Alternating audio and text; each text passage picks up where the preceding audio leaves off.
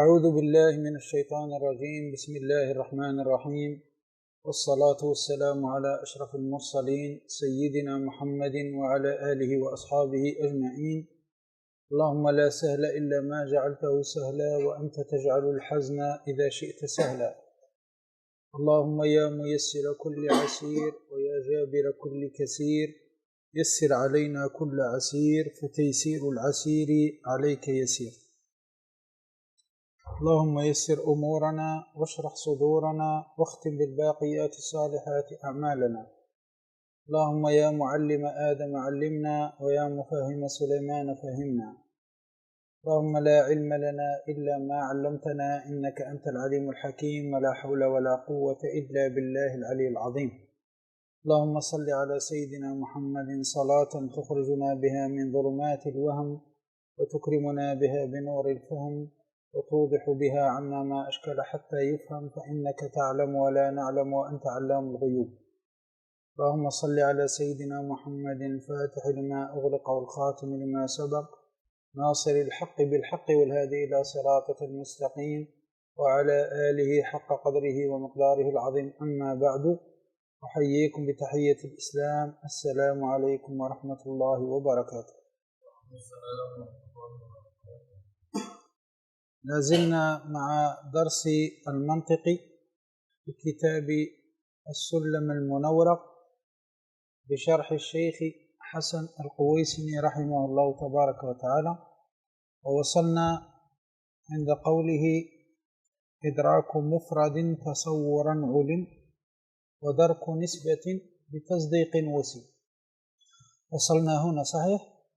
نقرأ الأبيات ثم بعد ذلك نأخذ الجديد. أعوذ بالله من الشيطان الرجيم، بسم الله الرحمن الحمد لله قد أخرج نتائج الفكر لأرباب الحجاب، وحط عنهم من سماء العقل كل حجاب من سحاب جهلي، حتى بدت لهم شموس المعرفة، رأوا مخدراتها منكشفا. نحمده جل عامي بنعمة الإيمان والإسلام، من خصنا بخير ما قد أرسل، وخير من حز كالعلا، محمد سيد كل مغتفى، العربي الهاشمي المصطفى، صلى عليه الله ما دام الحجاب لججا، وآله وصحبه ذوي الهدى، من شبهوا بأنجم في الاقتداء. وبعد فالمنطق للجنان نسبته النحو للسان، فيعصم الأفكار عن غي الخطأ، وعن دقيق الفهم والغطاء. فهك من أصوله قواعد تجمع من فنونه فوائد، سميته بسلم المنورق، يرقى به سماء علم المنطق. والله أرجو أن يكون خالصا لوجهه الكريم ليس قالصا، وأن يكون نافعا للمبتدئ به إلى مطولات يتدي، والخلف في جواز الاشتغال به على ثلاثة أقوال. فابن الصلاح والنووي حرما، وقال قوم ينبغي يعلم، والقولة المشهورة صحيحة جوزوا لكامل القريحة، ممارسي السنة والكتاب ليهتدي به إلى صواب. إدراك مفرد تصورا علم، ودرك نسبة بتصديق وسيم. نعم.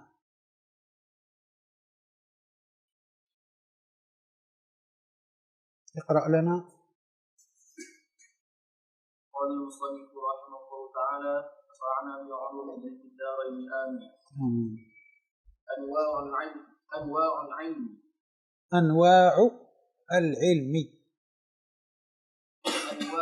أنواع العلم أربعة.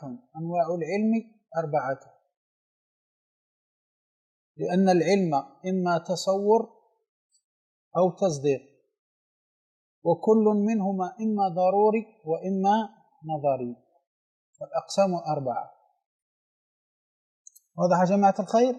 هذه أنواع العلم 4: إما تصور وإما تصديق، وكل منهما إما ضروري وإما نظري، فالأقسام 4. نعم. أنواع العلم. المراد بالعلم هنا مطلق الإدراك. مطلق الإدراك. المراد بالعلم هنا الذي ذكره الشيخ مطلق الإدراك، معناه الإدراك مطلقا، سواء كان إدراك مفرد أو إدراك نسبة، وسواء كان جازما أو لا، وسواء كان مطابقا للواقع أو لا. هذا معنى مطلق الإدراك، سواء كان الإدراك إدراك مفرد اللي هو التصور، أو إدراك نسبة اللي هو التصديق، سواء كان جازم إدراك جازم أو غير جازم، سواء كان إدراك مطابق للواقع أو لا. فالمقصود بهنا بالعلم هنا مطلق الإدراك، مطلق الإدراك. والإدراك عرفناه ما هو؟ وصول النفس إلى المعنى بتمامه يسمى إدراك. فمن يا جماعة الخير وقيد هذه الأمور كلها. نعم. لا إدراك النسبة تصديقية فقط. نعم، لا إدراك النسبة التصديقية فقط، لا، مطلق الإدراك، مطلق الإدراك، سواء كان إدراك مفرد اللي هو التصور، أو إدراك نسبة اللي هو التصديق، سواء كان جازم أو لا، سواء كان مطابق للواقع أو لا، مطلق الإدراك. لا إدراك النسبة التصديقية فقط كما هو اصطلاح بعض الأصوليين. مفهوم يا جماعة؟ هذا فالعلم ليس هو إدراك النسبة التصديقية فقط كما هو عند بعض الأصوليين، لا، مطلق الإدراك. فمن هذا الكلام. نعم. كما هو اصطلاح بعض الأصوليين. نعم. ليصح انقسامه إلى تصور وتصديق الآتيين. هذا هو.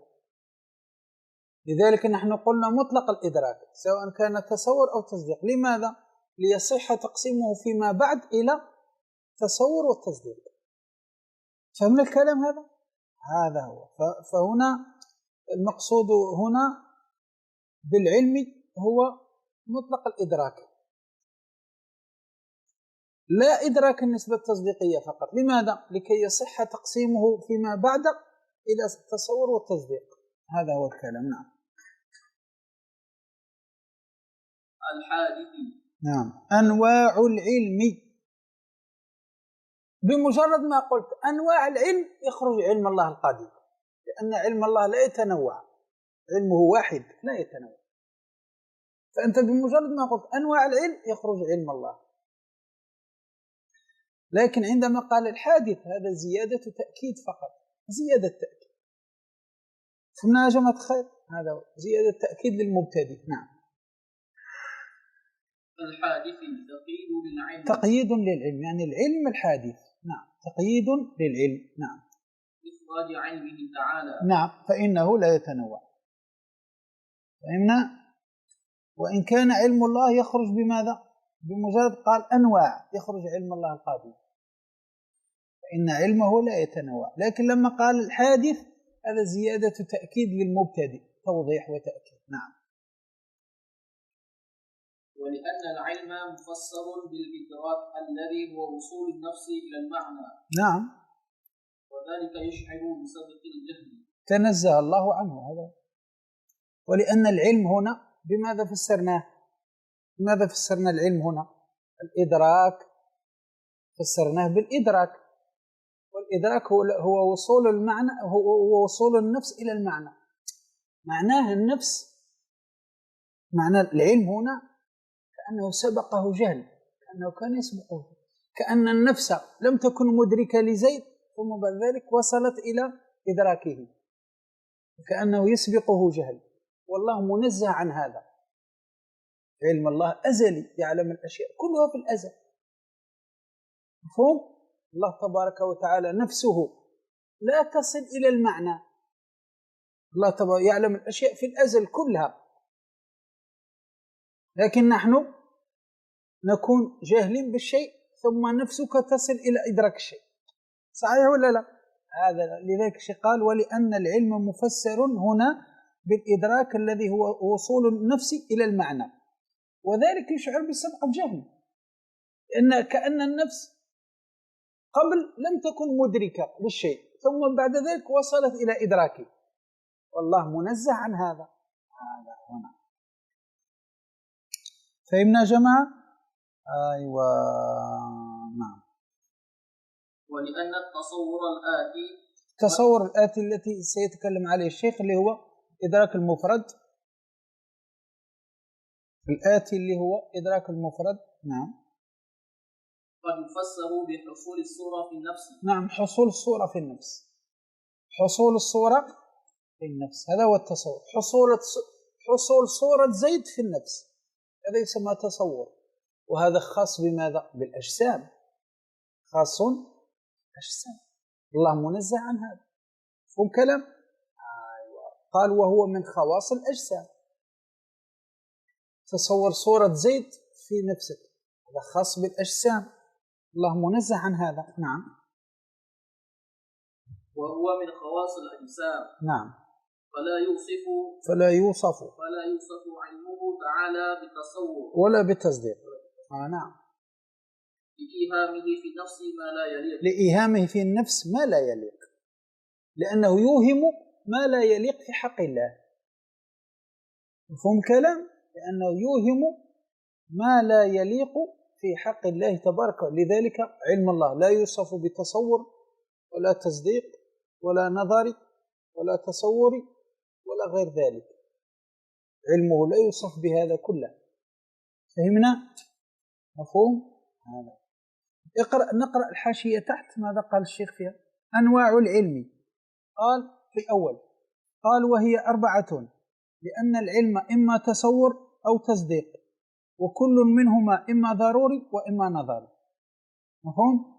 وترك المصنف تعريف العلم فلم يصرح به، الشيخ لم يعرف تعريف العلم، قال إما لما فيه من الخلاف لأنهم اختلفوا فيه، فقيل لا يعرف لأنه ضروري، وقيل لأنه عسر، وقيل يعرف وقد عرفوه بتعاريف كلها لا تخلو من مقال وصعوبة، كلها تعاريف التي عرفوا بها العلم فيها اعتراضات وفيها مقال. قال تحت مطلق الإدراك، قال أي الإدراك مطلقا سواء كان إدراك مفرد أو إدراك نسبة، وسواء كان جازما أو لا، مطابقا للواقع أو لا. هذا فهمنا؟ قال فدخل الظن والجهل المركب وتصور النسبة المشكوكة والمتوهمة بدليل جعل السيد وغيره إياهما من قبيل التصور. مفهوم كلام؟ هذا كله يدخل في قولك مطلق الإدراك، كله يدخل الظن، واضح، ويدخل الجهل المركب، ويدخل تصور النسبة المشكوكة، أنت شاك في النسبة، شاك، والمتوهمة متوهم فقط وغير ذلك. مفهوم؟ نعم. قوله يشعر بسبق الجهل، يشعر بسبق الجهل، قال لأن الوصول إلى الشيء يستلزم السعي إليه وطلبه. نعم. فيكون غير حاصل ثم بعد ذلك يحصل، لأن الحاصل لا يطلب كما قال، لأن طلب حصول الحاصل عبث تصان أفعال العقلاء عنه، وغير الحاصل مجهول. هذا ما قاله في الحاشية، وشرحنا نحن هذا الكلام اللي في الحاشية قلناه في الشرح. نعم.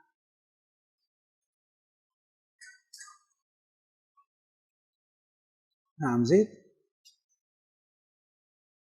مع أن ذكر الأنواع مخرج للعلم القديم. نعم، بمجرد ما قال أنواع خرج علم الله القديم، لأن علم الله لا يتنوع. نعم. فالجمع بينه وبين الحادث للتأكيد كما قلنا، فزيادة الشيخ الحادث أنواع العلم الحادث، زيادة الشيخ الحادث هذا للتأكيد وللإيضاح للمبتدئ. مفهوم؟ لأن علم الله يخرج بمجرد ما قال أنواع يخرج علم الله، حتى ولو لم يقل الحادث، علم الله يخرج بمجرد قوله أنواع. فمن هذا الكلام فزيادة الحادث هذه للإيضاح وللتأكيد. نعم. إدراك مفرد. نعم. المراد بالمفرد ما ليس وقوع نسبة حكمية أو لا وقوعها. نعم. كإدراك الموضوع وإدراك المحمول وإدراك النسبة في مثل قولك زيد قائم. هذا هو جمال، هذا هو إدراك المفرد. قلنا الإدراك ما هو؟ وصول النفس إلى المعنى بتمامه، هذا هو الإدراك. الآن إدراك مفرد، ما المراد بالمفرد؟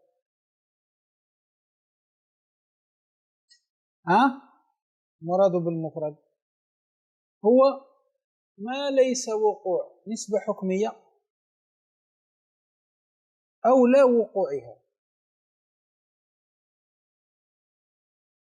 هذا هو إدراك المفرد. ليس وقوع ماذا؟ نسبة حكمية أو لا وقوعها، هذا يسموه المفرد.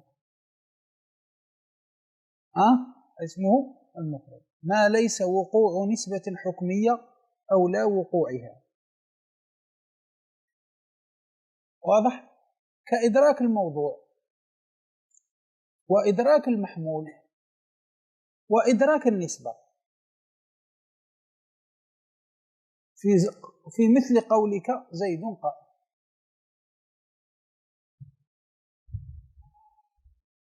فإدراك المراد بالمفرد ما ليس وقوع نسبة حكمة أو لا وقوعها. هذا معنى الكلام. إدراك المفردات، هذا هو إدراك المفرد. فالمفرد هو ما ليس وقوع نسبة حكمية، ليس وقوع نسبة حكمية، واضح؟ أو لا وقوعها، هذا يسمى المفرد. واضح؟ هذا المفرد. زيد قائم، لم يقع قيام زيد، زيد ليس قائم، لم يقع قيام زيد، هذا. فالمفرد غير، يعني المفرد هو ما ليس وقوع النسبة الحكمية، لم تقع، لم يقوم زيد، أو لا وقوعها، ليس زيد قائم كذلك، عدم قيام زيد، فهذا هو المفرد ما ليس وقوع ولا وقوع. واضح؟ هذا هو. إذا قلت زيد قائم، زيد قائم، فالمفرد هو إدراك زيد لوحده يسمى الموضوع، وإدراك قائم لوحده ويسمى المحمول، وإدراك النسبة اللي هي العلاقة بين زيد وقائم، ليس وقوعها، إدراك النسبة فقط اللي هي العلاقة بين زيد وقائم، اللي هي القيم، إدراك هذه النسبة على القيم فقط. هذا كلها مفردات، كله يسمى مفرد. فإدراك الموضوع مفرد، وإدراك المحمول مفرد، وإدراك النسبة مفرد، كلها مفردات. مفهوم كلام؟ لكن لو تدرك قيام زيد أو عدم قيام زيد، هذا يسمى تصديق. أما إدراك وقوع النسبة أو لا وقوع النسبة، هذا يسمى تصديق. فمن الكلام هذا معنى الكلام. نعم، هذا معنى إدراك مفرد. والمراد بالمفرد هنا الشيخ قال ما ليس وقوع نسبة حكمية أو لا وقوعها. كإدراك الموضوع وإدراك المحمول وإدراك النسبة، كل هذا يسمى مفردات. نعم. في مثل قولك زيد قائم. واضح يا جماعة؟ قال الشيخ هنا تحت، اقرأ معي في الحاشية. قال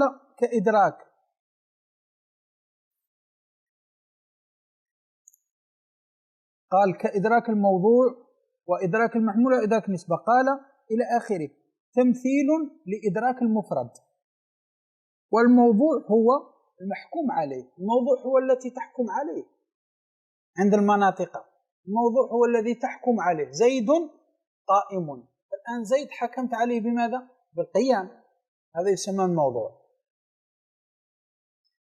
والمحمول هو المحكوم به، أما المحمول هو الذي تحكم به، لأنك حكمت بالقيام على زيد، فقائم يسمى محمول. والنسبة الحكمية والمراد بتصورها تصور نفس الثبوت، نفس الثبوت، أي ارتسام ذلك في النفس من غير إدراك وقوع أو لا وقوع. هذا. أما ما معنى تصور النسبة؟ يعني النسبة هذه تاع القيام تتصورها في عقلك من غير قيام، من غير ماذا؟ من غير وقوع أو لا وقوع. لا نتكلم على الوقوع وغير الوقوع، لا، إدراكها فقط، تصورها في النفس فقط، هذا يسمى مفرد، إدراك مفرد. نعم. قال والنسبة أي الحكمية والمراد بتصورها، هذا الشيء قال تصور نفس الثبوت، أي ارتسام ذلك في النفس من غير إدراك وقوع أو لا وقوع، لأنك إدراك الوقوع أو لا وقوع هذا يسمى تصديق. نعم. والمراد تصور كل من هذه الثلاثة وحده، إما تتصور كل هذه الثلاثة وحده، تتصور الموضوع لوحده، تتصور المحمول لوحده، تتصور ماذا؟ النسبة لوحدها، أو مع غيره، أو تتصور ماذا؟ تتصور مع غيره، تتصور الموضوع والمحمول مع بعض، أو تتصور الموضوع والنسبة مع بعض، أو تتصور المحمول والنسبة مع بعض، أو تتصور الثلاثة مع بعض. كل هذا يسمى مفردات، مفرد تصور. مفهوم؟ أو مع غيره بدليل تفريع، أو أن تصور كل واحد منها من غيره داخل تحت الكاف فتأمل. هذا الذي قاله الشيخ رحمه الله.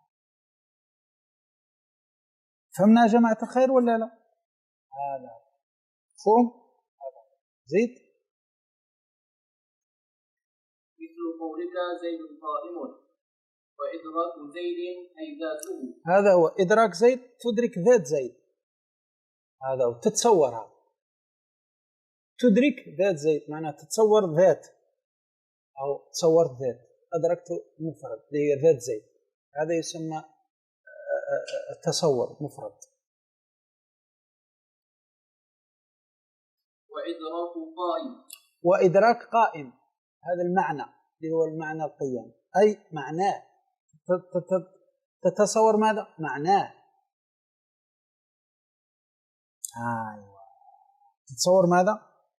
معناه تتصور مفهومه. نعم. واضح الكلام يا جماعة؟ لأن القاعدة أنه يراد بالموضوع الأفراد. الموضوع ماذا؟ تتصور فيه الأفراد، ذات، زيد قائم، عمر جالس، بكر نائم، وهكذا. أما المحمول ماذا؟ المحمول ماذا؟ يراد به المفهوم. أما المحمول المراد به المفهوم، قائم، زيد قائم، زيد جالس، زيد نائم، وهكذا. زيد. وإدراك النسبة التي هي ارتباط القيام بزيد، هذا هو الارتباط بين زيد والقيام، هذه تسمى النسبة، كذلك إدراكها مفرد تسمى مفرد. نعم. هذه الثلاثة، إما تدرك الموضوع لوحده والمحمول لوحده والنسبة لوحدها، أو تدرك ماذا؟ اثنين مع بعض، أو تدرك ثلاثة مع بعض، كل هذا يسمى تصور. مفهوم؟ وإدراك الموضوع مع المحمول. تدرك الموضوع مع المحمول، كذلك تدرك ذات زيد وتدرك القيام، هذا كذلك يسمى تصور مفرد. أو الموضوع مع النسبة، أو تتصور ماذا؟ الموضوع مع النسبة، تتصور الموضوع تتصور معه النسبة، كذلك مفردات، هذه كلها مفردات. أو المحمول معها، أو المحمول مع النسبة، كذلك محمول مع النسبة. أو مجموع ثلاثة، أو تتصور الثلاثة، الموضوع والمحمول والنسبة، 7 أقسام، كل هذا يدخل في المفردات، إدراك المفردات، كل هذه مفردات، لأنك هل حكمت بشيء؟ هل لم تحكم بشيء؟ كلها مفردات مجردة عن الحكم وعدم الحكم. فهمنا؟ هذا هو ذلك. قال هنا تحت: وإدراك قائم أي معناه، تابع معي في الحاشية. وإدراك قائم أي معناه، مراده بمعناه أي مفهومه، مفهومه، رأيت؟ وهو ذات ثبت لها قيام، إدراك ذات ثبت لها قيام. نعم. وإنما قال ذلك لأن القاعدة أنه يراد بالموضوع الأفراد، الموضوع يراد به الأفراد، اللي هو زيد، عمر، بكر، خالد، العلم، وهكذا. فالموضوع دائما يراد به الأفراد. ويراد بالمحمول المفهوم، أما المحمول يراد به المفهوم، قائم، جالس، نائم، آكل، شارب، يراد به ماذا؟ مفهومه، هذا هو. ففي المثال المذكور وهو زيد قائم، المعنى ذات زيد ثبت لها أنها ذات ثبت لها قيام، وعلى هذا فقس. مفهوم كلام؟ هذا معنى كلام الشيخ رحمه الله. نعم.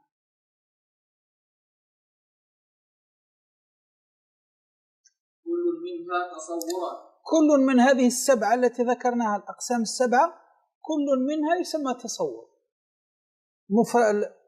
موضوع وحده، محمول وحده، نسبة وحدها، موضوع مع المحمول، موضوع مع النسبة، موضوع مع المحمول والنسبة، مع المحمول والنسبة، كل هذه السبعة يطلق عليها تصور، لأنها كلها مفردات.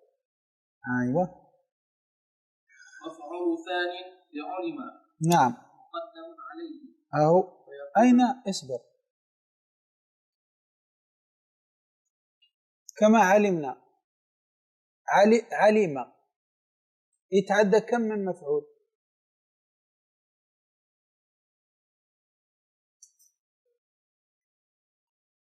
ظن وأخواتها تتعدى كم من مفعول؟ مفعولين. ظننت وحسبت وخلت وزعمت ورأيت وجعلت وعلمت وجعلت، وهكذا. فالآن علم هذا يتعدى المفعولين. أين المفعول الأول؟ علم هو، هذا هو نائب الفاعل، علم هو، هو هذا هو المفعول الأول.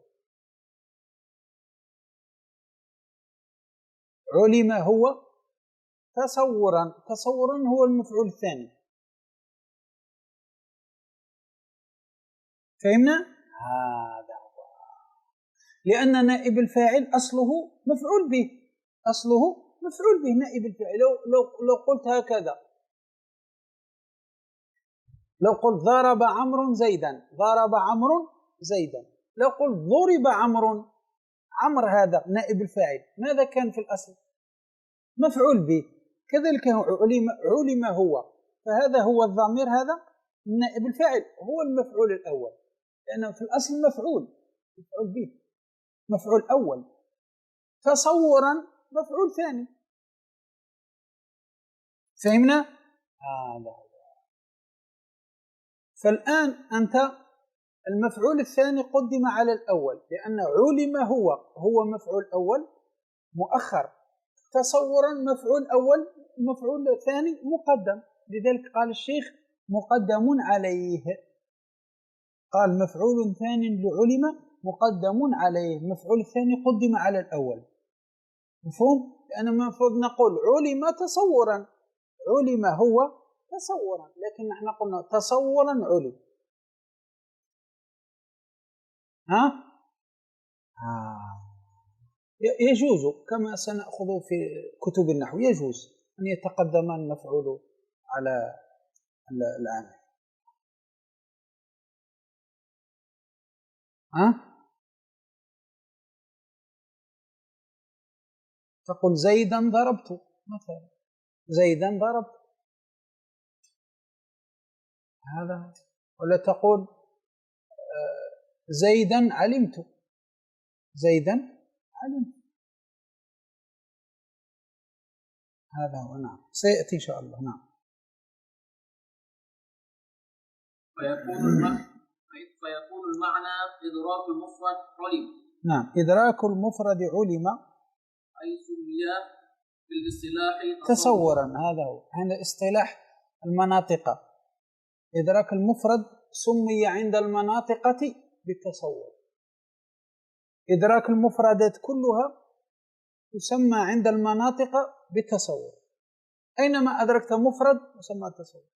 إدراك الكتاب، إدراك القلم، إدراك زيد، إدراك البيت، إدراك المدرسة، إدراك المحفظة، إدراك الكتاب، كل المفردات يسمى تصور.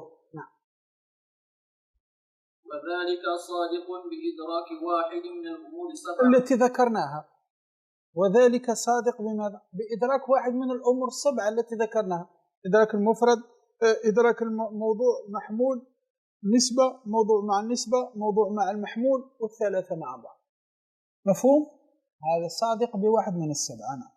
قال تحت الشيخ هنا، يقرأ معي في الحاشية، قال تخصيص هذه السبعة إنما هو بالنسبة لأركان الإسناد التام، بالنسبة لأركان الإسناد التام، فلا ينافي أن هناك مفردات أخرى كالنسبة الإضافية، مضاف إليه، لأنها نسبة غير تامة. والتوصيفية كذلك، النسبة التوصيفية، وكالإنسان والحيوان ونحو ذلك. وإن شئت قلت إن العبارة لا حصر فيها، هذا غير محصور في السبعة فقط، لا، وإنما على سبيل التمثيل فقط. أتى الشيخ بهذه السبعة على سبيل التمثيل، وإلا لا حصر فيها، لأنه يوجد ماذا؟ يوجد مفردات أخرى، يوجد مفردات أخرى كالنسبة الإضافية، قيام زيد، هذا كذلك، هذا كذلك مفرد صحيح. لو قلت قيام زيد، جامع الأزهار، المضاف والمضاف إليه، هذا النسبة الإضافية مفرد. ولا قلت مثلا الوصف، لو قلت مثلا زيد عالم مثلا، وصف، الوصف كذلك، كقولك الإنسان فقط، ولا الحيوان فقط، ونحو ذلك، كل هذا يدخل في المفردات.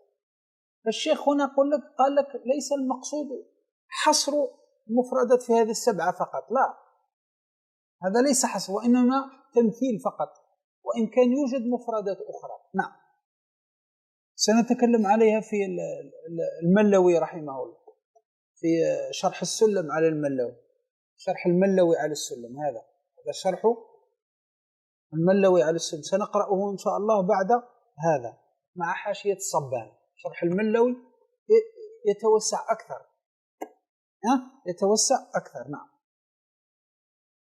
وذلك صادق بإدراك واحد من الأمور السبعة. نعم. التي هي الموضوع والمحمول والنسبة، ثلاثة أو اثنين من الثلاثة. كم؟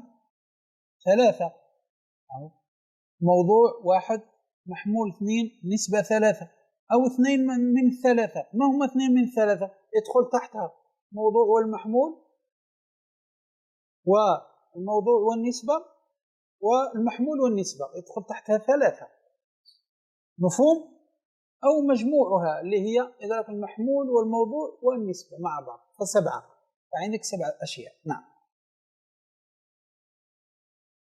ودرك اسم مصدر بمعنى إدراك. نعم، اسم مصدر بمعنى إدراك، درك، لأن المصدر لابد أن يكون فيه ماذا؟ معنى وحروف الفعل كلها، لازم يكون فيه حروف الفعل ومعنى الفعل في المصدر. إذا قلت ضرب، ما معناه؟ ضرب، كم فيه من حرف؟ 3. لو قلت ضرب ضربا، الآن ضربا مصدر، لماذا قلنا ضربا مصدر؟ لأن فيه معنى الفعل وفيه حروف الفعل. ضرب 3 موجودة، هذا يسمى المصدر. ضرب ضربا، قتل قتلا، نام نوما، أكل أكلا، شرب شربا، كل هذه مصادر لأن فيها معنى الفعل وفيه حروف. لو قلت أدرك، ما مصدره؟ إدراكا. أدرك إدراكا، أو إدراك مصدر لأدرك. لكن لو قلت أدرك دركا، اسم مصدر لأن نقص منه حرف ولم يعوض عنه. أدرك دركا، فدركا اسم مصدر لأن ماذا؟ نقص منه حرف ولم يعوض عنه بشيء. لذلك قال ودرك اسم مصدر بمعنى إدراك. هذا أدرك إدراك، فدرك بمعنى إدراك. فهمنا؟ نعم. وقوع نسبة في مثل قولك زيد قائم. نعم. أو عدم وقوعها في مثل قولك ليس زيد قائما بتصديق الجسم. علم. أيوة. أما إدراك وقوع النسبة أو عدم وقوع النسبة فهذا يسمى تصديق عند المناطق. الآن احنا بعدما تصورنا الموضوع زيد لوحده، وتصورنا قائم لوحده، وتصورنا النسبة بين زيد وقائم لوحدها، الآن وقوع هذه النسبة أو عدم وقوعها يسمى تصديق. لو وقع القيام، زيد قام هكذا، وقع القيام، خلاص هذا تصديق. لو زيد لم يقم، لم يقع القيام. قلت له قم، لم يقم، لم يقع. قلت ليس زيد قائما، لم تقع الآن، هذا اسمه التصديق. اسمه ماذا؟ تصديق. هذا هو التصديق عند المناطق. وإدراك نسبة، يعني نسبة وقوع القيام أو عدم وقوع القيام، هذا يسمى تصديق عندهم في اصطلاحهم. نعم. والمعنى وإدراك وقوع النسبة في الإيجاب وعدم وقوعها في السلب. هذا هو في الإيجاب كلام موجب، وفي السلب كلام سالب يعني ليس. نعم. ولما عند المناطق بالتصديق، هذا يطلق عند المناطق على التصديق، على التصديق. فهمنا يا جماعة؟ هذا معنى الكلام. فالآن إدراك المفردات يسمى تصورا عندهم، وإدراك وقوع النسبة أو عدم وقوعها يسمى تصديقا. هذا نعم. وإيضاح ذلك أن العلم الذي هو مطلق الإدراك إن تعلق بمفرد كالإنسان سمي تصورا. وإن تعلق بوقوع نسبة المركب. أيوة. وإن تعلق بوقوع نسبة المركب اللي هو زيد قائم مثلا. أيوة. أو عدم وقوعها سمي تصديقا. هذا فهمنا هذا الكلام؟ في حد لم يفهم؟ مفهوم إن شاء الله. نعم. كما تقدم. نعم. وهذا ميل لمذهب الحكماء القائلين بأن التصديق بسيط. نعم، تصديق بسيط. التصديق بسيط أي إدراك واحد متعلق بشيء واحد عند الحكماء. نعم. وهو إدراك وقوع النسبة أو عدم وقوعها. نعم. فيكون إدراك الموضوع وإدراك المحمول وإدراك النسبة التي هي ارتباط المحمول بالموضوع شروطا للتصديق. هذا هو شروطا للتصديق. فالآن عند الحكماء ماذا؟ عند الحكماء عندك تصديق بسيط اللي هو شيء واحد، اللي هو إما وقوع النسبة أو عدم وقوعها، شيء واحد يسمى بسيط. أما إدراك الموضوع وإدراك المحمول وإدراك النسبة هذا ليس جزءا من التصديق، لا، وإنما شرط للتصديق، شرط، يعني لا يقع التصديق إلا إذا أدركت الموضوع والمحمول والنسبة. فالآن عند الحكماء التصديق بسيط. ما معنى بسيط؟ شيء واحد، وهو إما الوقوع وإما عدم الوقوع. أما إدراك الموضوع، إدراك المحمول، إدراك النسبة، هذه شروط، هذه شروط للتصديق، شروط للتصديق. فهمنا هذا الكلام؟ هذا مذهب الحكماء. نعم، واضح كلام؟ هذا معنى الكلام. نعم. لذلك الشيخ قال التصديق بسيط، قال أي إدراك واحد متعلق بشيء واحد. ثم قال شروطا للتصديق، قال أي لأننا نتصور أولا الموضوع والمحمول والنسبة، ثم يكون بعد ذلك التصديق. صحيح؟ الذي هو إدراك وقوع النسبة أو لا وقوعها.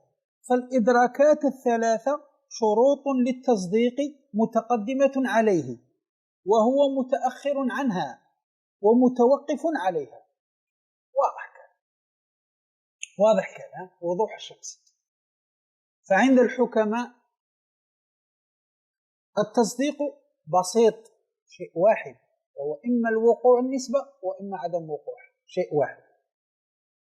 أما إدراك الموضوع، إدراك المحمول، إدراك النسبة، هذه شروط للتصديق، شروط للتصديق.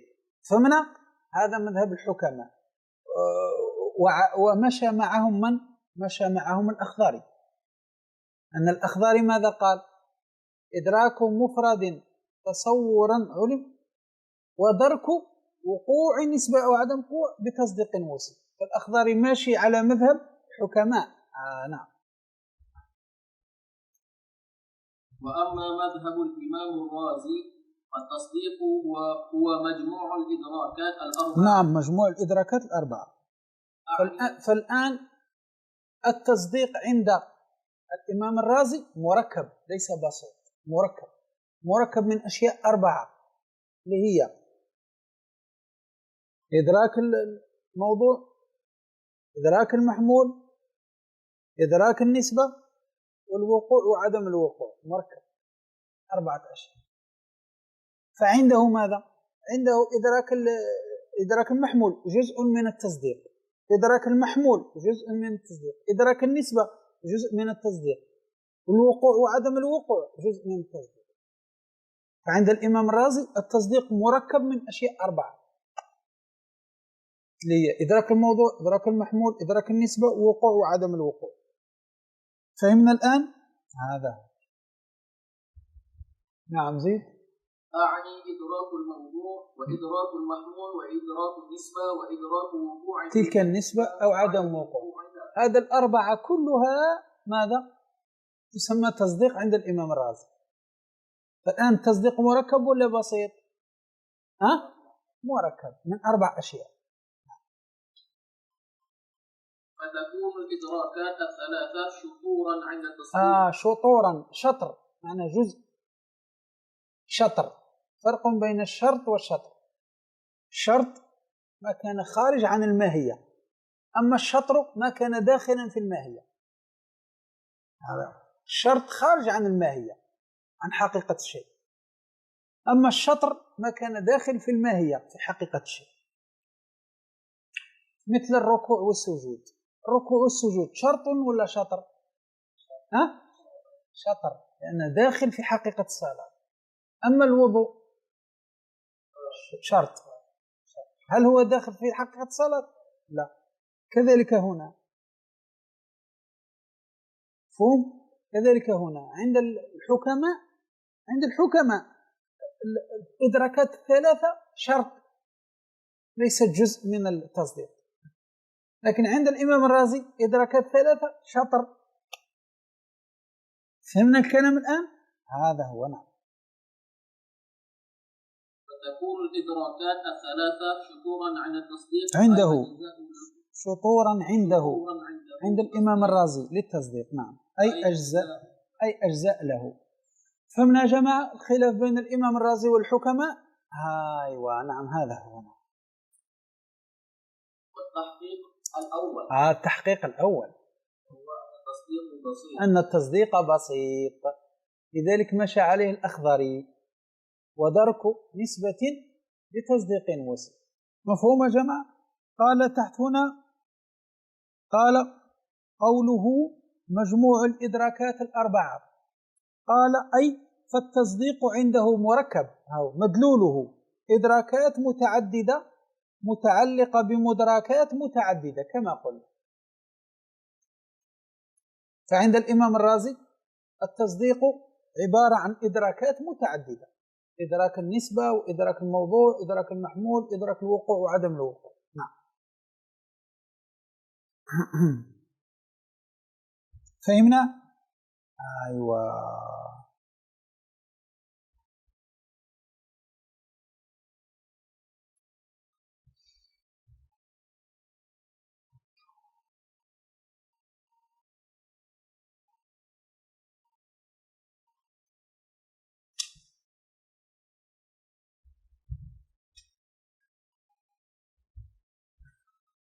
نعم زيد.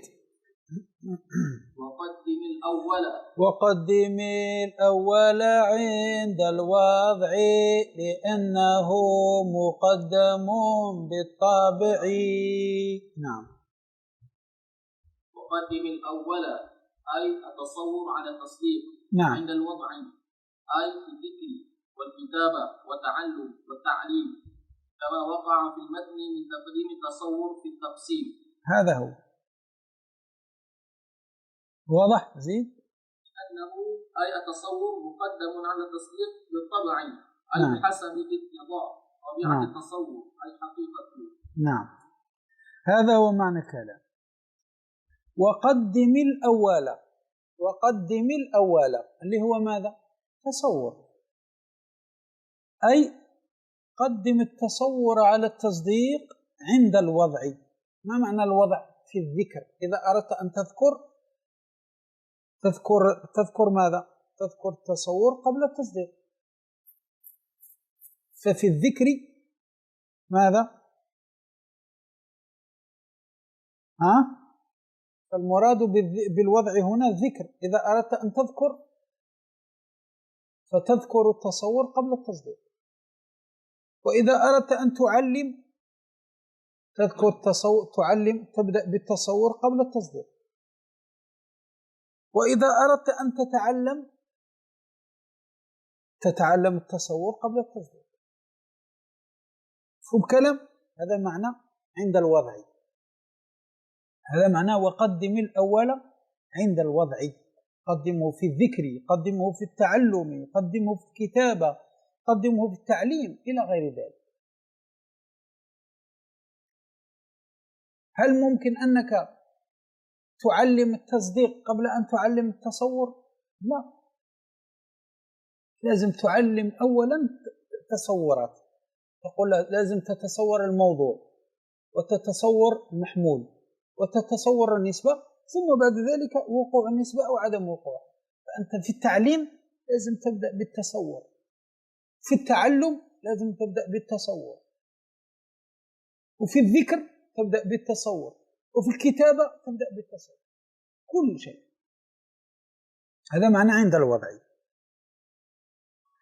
قال كما وقع في المتن من تقديم التصور في التقسيم، لأن الشيخ قدم التصور في المتن، قال إدراك مفرد تصورا علم ودرك نسبة بتصديق الله، كما وقع في المتن. الشيخ لما أراد أن يذكر تصور والتصديق ذكر، ذكر التصور هو الأول. فهمنا يا جماعة؟ في التقسيم. نعم. قال لأنه أي لأن التصور مقدم على التصديق بالطبع. بالطبع أي لماذا؟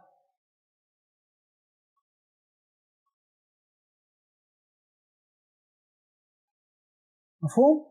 لأنه مقدم بالطبع، يعني بالطبيعة، بطبيعة الحال أن التصور مقدم على التصديق بطبيعة الحال، مقدم بالطبع أي بحسب اقتضاء طبيعة التصور، بحسب اقتضاء طبيعة التصور. قال بحسب اقتضاء أي إلى آخره. أشار بهذا إلى أن المراد بالطبع طبع التصور لا طبع الإنسان المتصور. أيوة. وما معنى اقتضاء؟ معنى استلزام، أي بحسب استلزام طبيعة التصور أي حقيقته. مفهوم؟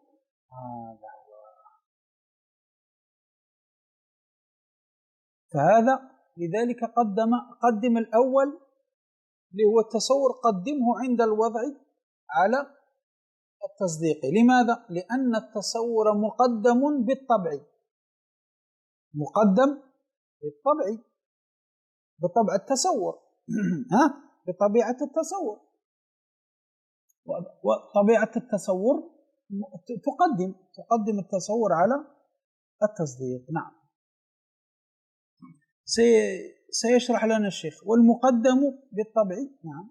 المقدم بالطبع هو الذي يحتاج إليه متأخر من غير أن يكون المتقدم علة فيه. هذا هو بالطبع يا جماعة. مقدم بالطبع ما معناه؟ هو الذي يحتاج إليه المتأخر، لأن التصديق يحتاج إلى تصور. تصديق يحتاج إلى التصور، لذلك بالطبع أن التصور مقدم على التصديق. لماذا؟ لأن المتأخر اللي هو التصديق يحتاج إلى المتقدم اللي هو ماذا؟ اللي هو التصور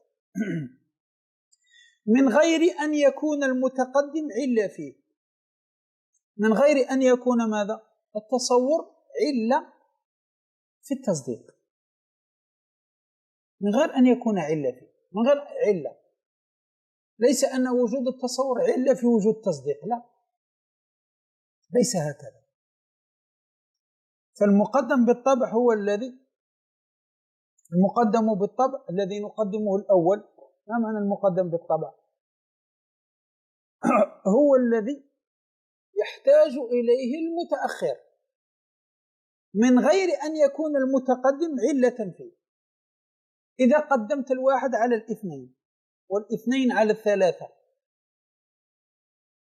فالآن الاثنين محتاجة إلى الواحد ولا لا؟ محتاجة إلى الواحد، لأن 1 زائد 1 تسمى 2 مثلا. لكن هل الواحد علة في وجود 2؟ لا. هذا معنى كلام الشيخ رحمه الله.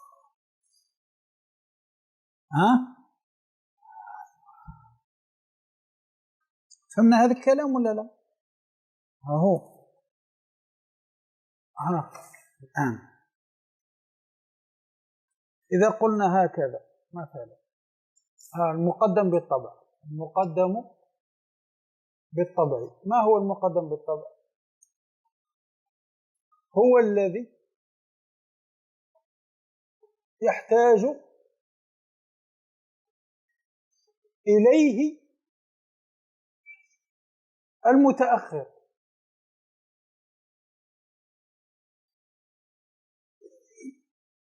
هو الذي يحتاج إليه المتأخر من غير أن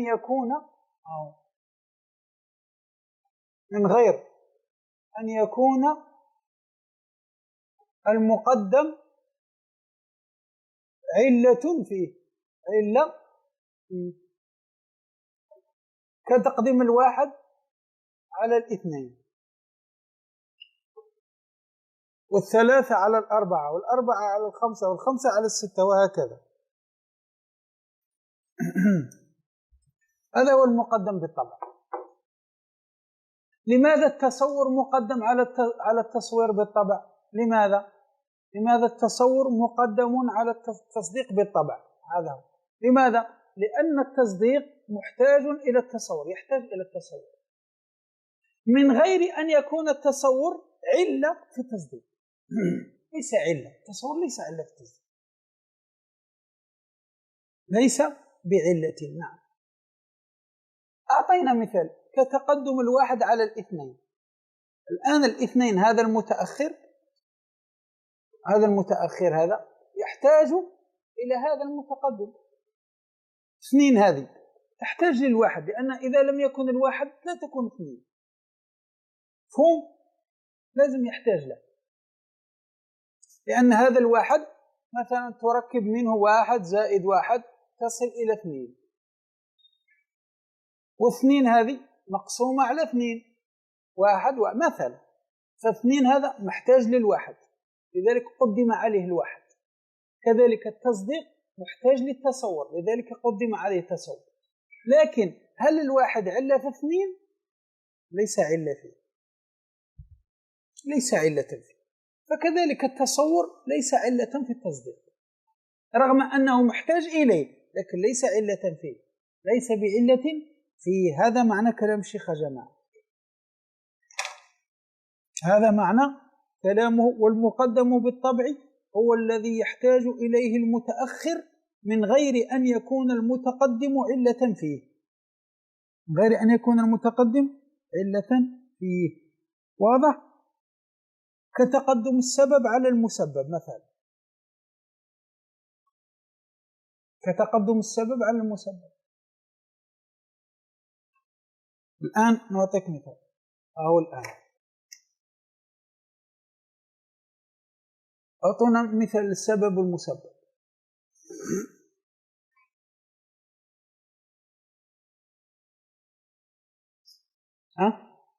سبب والمسبب.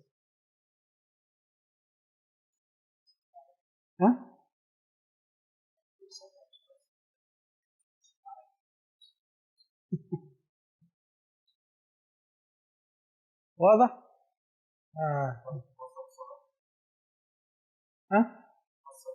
كسر الصلاة، كسر الصلاة، السفر مثلا، أو السفر وقصر الصلاة. السفر سبب، سبب، قصر الصلاة مسبب. هذا الآن السبب والمسبب. هذا السفر علة في قصر الصلاة ولا لا؟ نعم، علة.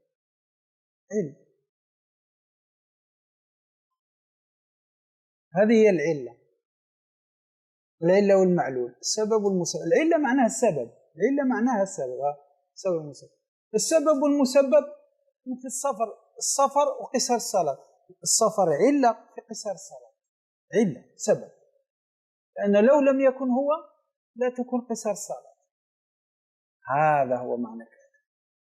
لكن في التصور التصديق لا. واضح؟ التصور مقدم على التصديق، لكن التصور ليس علة في التصديق. هذا ما يريد الشيخ أن يقول. نعم.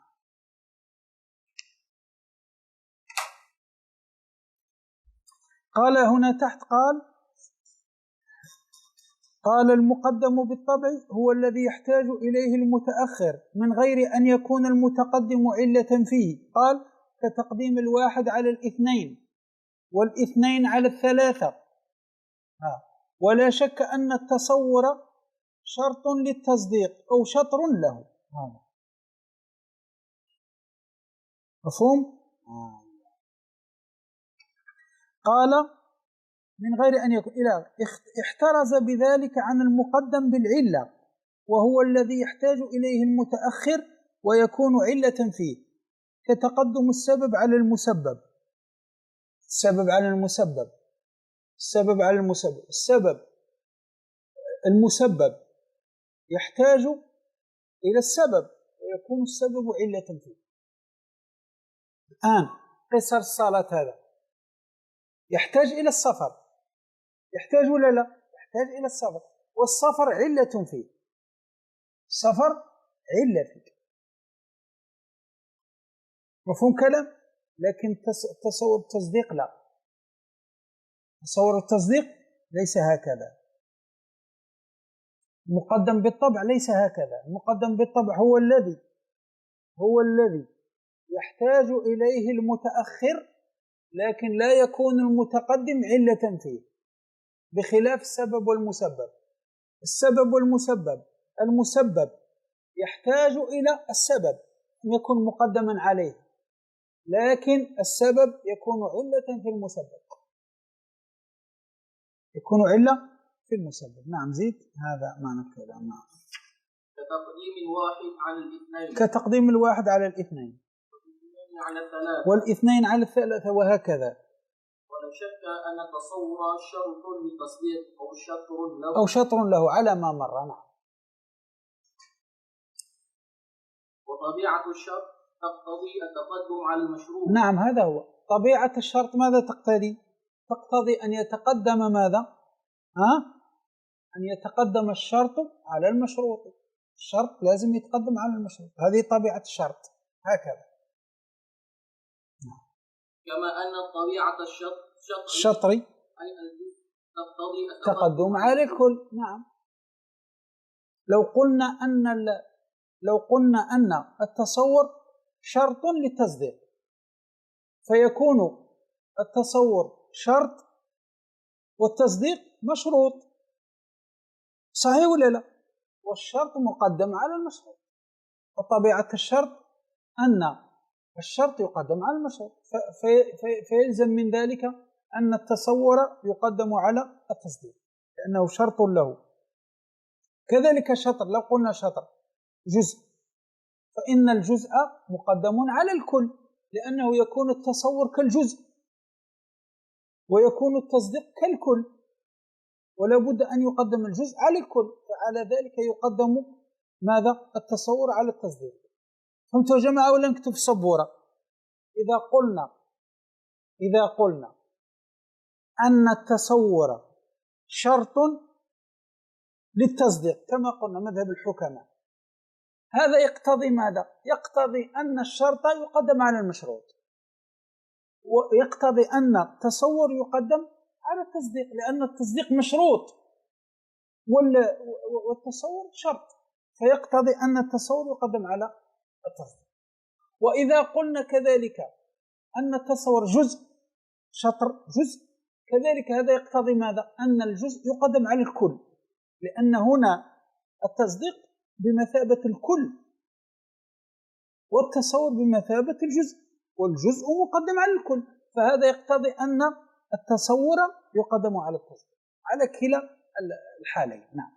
لذلك الشيخ قال هنا وطبيعة الشرط، لو قلنا أن التصور شرط في التصديق، التقدم على المشروط، المشروط اللي هو التصديق، كما أن طبيعة الشطر الجزء تقتضي التقدم على الكل. لو قلنا أن التصور شطر من التصديق، هذا يقتضي أن الجزء يقدم على الكل، فيقتضي أن التصور يقدم على التصديق. نعم. وليس الشرط علة للمشروط، وليس الشرط علة للمشروط. الشرط هنا ليس علة للمشروط، تصور ليس علة للتصديق في هذه الحالة. نعم. لأنه لا يلزم من وجوده لا يلزم من وجوده وجوده. نعم، واضح. لا يلزم من وجود الشرط وجود مشروط. نعم. وكذا الشطر ليس علة للكل. نعم، كذلك الشطر ليس علة للكل كذلك، وهو ظاهر. واضح يا جماعة؟ هذا معنى أن التصور مقدم على التصديق. فالآن التصور مقدم على التصديق بالطبع، مقدم بالطبع. ما هو المقدم بالطبع؟ هو الذي يحتاج إليه المتأخر من غير أن يكون المتقدم سببا يكون علة فيه. فسواء قلنا أن التصور شرط أو قلنا أن التصور جزء، فهذا يلزم منه أن يقدم الشرط أو الجزء على الكل أو على المشروط، من غير أن يكون الشرط أو الجزء علة في المشروط أو في الكل. فمن هذا الكلام هذا ما يريد أن يقوله الشيخ رحمه الله، هذا هو المقدم بالطبع، هذا المقدم بالطبع. وفي هذا القدر كفاية، نسأل الله تبارك وتعالى أن يجعلنا من الذين يستمعون القول فيتبعون أحسنه، أولئك الذين هداهم الله وأولئك هم أولو الألباب. وصلى الله وسلم وبارك على سيدنا محمد وعلى آله وصحبه وسلم، والحمد لله رب العالمين.